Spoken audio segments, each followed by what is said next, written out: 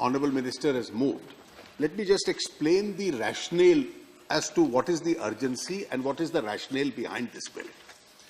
And I'm sure after hearing me, those who are been conventionally having an alternative view will also consider whether this view requires to be revised itself. First of all, what is the rationale and object behind having a law by which an enemy property is lost? Who is an enemy? An enemy is either a country or a citizen of a country against whom India goes to war with. And therefore, in the context of this legislation, we had a war in 1962 with China, we had a war in 1965 with Pakistan. When the war takes place, and many countries which go through that war process have this legislation. Pakistan also has a similar legislation. The object is that the enemy must not hold property in my territory. You never enrich the enemy. You always weaken the enemy when you are at war with the enemy. And therefore, any commercial interest of the enemy has to be weakened. जो दुश्मन देश है उसकी सहायता नहीं होती युद्ध के दौरान. And that is why in 1962 when the war took place, the Defence of India Act was in operation. In 1965 the Defence of India Act was in operation. During those acts, the property which is vested either in the enemy or in a citizen of an enemy, by virtue of Defence of India Act and orders passed therein, transiently gets vested in the government of, it gets vested in the custodian, which gets vested in the government of India. And this took place when the Congress government was in power, and rightly so. But since this was temporary, what happens to the future of those properties? After the war was over, that vesting has taken place in the custodian, what happens to those properties? So in 1968, this main principal act was brought in by Mrs. Gandhi, and a well thought of act. And the act was that those who were at the time of declaration of the war either an enemy state or a citizen of an enemy state, his property now in perpetuity will belong to the government of India. It will be vested in the government itself. That was this law. And that is the principal law which has held the test of time, which continues till today.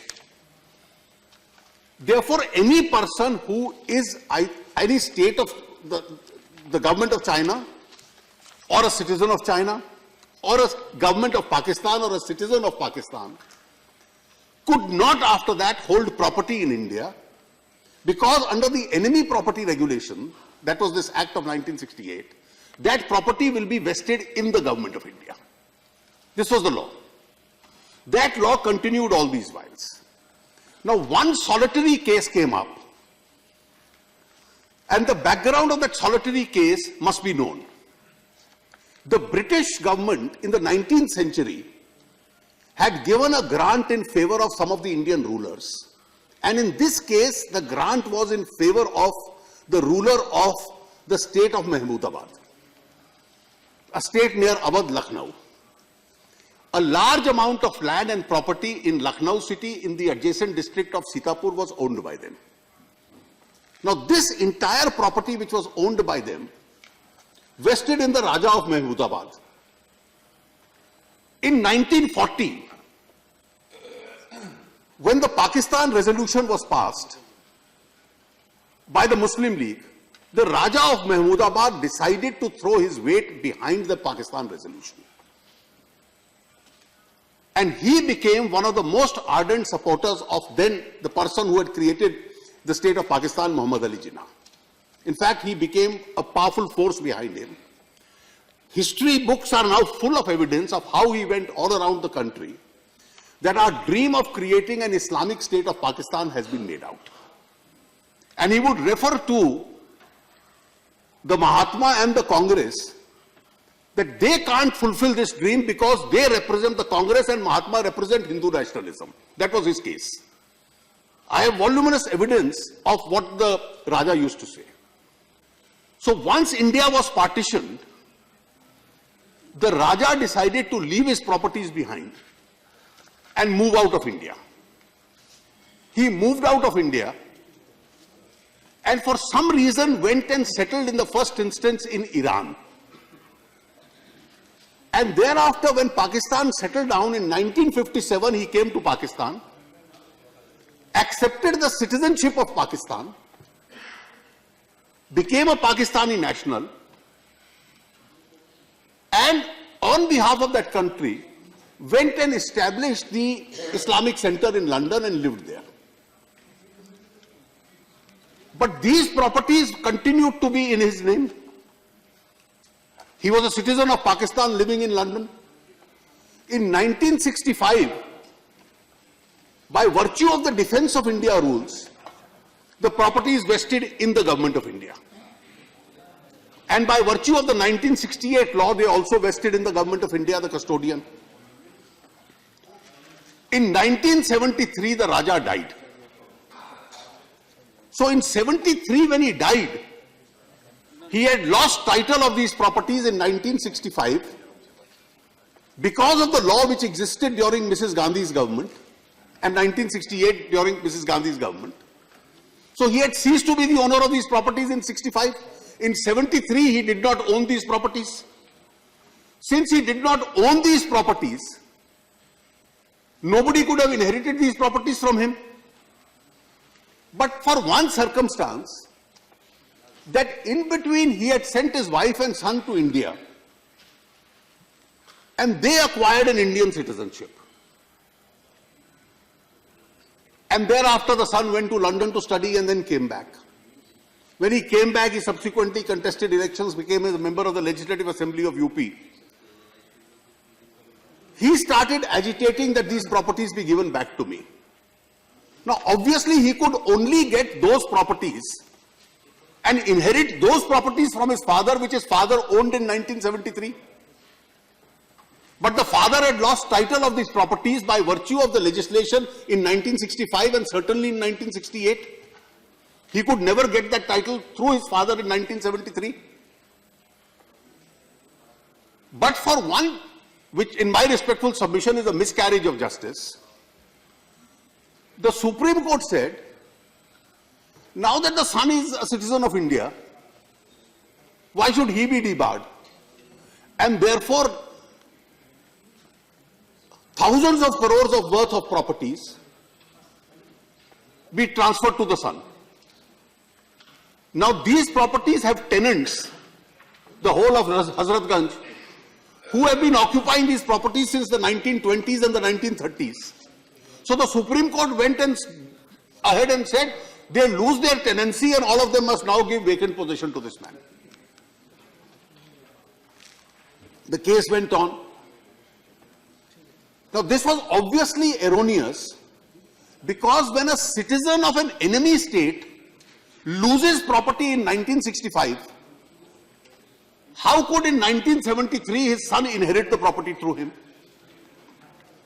And at that time we had a Home Minister of the country, an eminent lawyer himself, Mr. Chidambaram, who exactly accepted the argument that I am giving, that in 1973 the Raja's son could not have inherited the properties which the Raja had lost in 1965.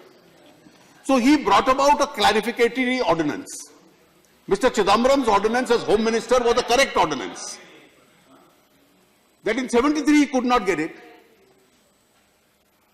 Now if there was some internal problem in the then government and an ordinance brought in for a correct purpose was allowed to lapse, and then a second effort was made to bring in a law which did not succeed, that all right, the Raja may have lost the property, but let us give it to his son. Now, if this principle is accepted, what will happen that tomorrow any person who is now a citizen of Pakistan has only to send one family member to India to say, I am now a citizen of India, and acquire properties here and give my properties back. Now, families like mine, which have migrated from Pakistan in 1947, is there a reciprocal obligation in Pakistan for this to happen? The obvious answer is no. all property is left behind by those who are now Indian citizens under a similar provision were not only acquired by Pakistan but were auctioned and sold. So what the present government has done is to bring about a law which says that once the original citizen of Pakistan's properties were acquired by the government of India and they vested in the government of India, after 1965, when it became an enemy state, the successor state his successor cannot get that property. The bill has been cleared by the Lok Sabha. Some amendments have been suggested by the Select Committee, which the Honourable Minister has accepted. And the note of dissent says, no, the Succession Act should prevail over this law. But the Succession Act will come into operation only in 1973. But in 1973, the Rajya didn't have the properties because the properties were lost in 1965. And therefore, if this principle is accepted, it will open the floodgates of citizens of what is in law regarded as an enemy to come and say, one member of my family has come to India and therefore all the properties will be vested in him. Sir, this is, with utmost respect, whatever political signals people want to send, this is a security issue. It's an issue of principle. The rationale behind the principal legislation of 1968 is that you don't allow property or commercial interest of the enemy in India. And an enemy is a person with whom India has gone on to war. And on the date of the war, if he was a citizen of an enemy, he loses his property. By this, forever. Forever. This is the law all over the world. So let us not create only for vote bank politics an exception where enemies by this process, enemies in law, can then get to acquire properties in India. And therefore the urgency is, if this ordinance is allowed to lapse, the effect is going to be, and that's why I oppose the motion of Mr. Subiram Reddy, the property goes back to a person and therefore indirectly through a citizen of Pakistan gets back to somebody who's not entitled to have these properties. And therefore this principle, it has surfaced in the context of one case, and therefore I have given the example of that case. That's the background, we can't ignore it. But the larger principle is any country with which India has gone to war, its citizens cannot have property in India. That's the principle. Now, if this House wants to negate that principle, let the House say no. And therefore, this bill has its urgency and therefore should be cleared. Okay, thank you, Sri. Hey, chai wale.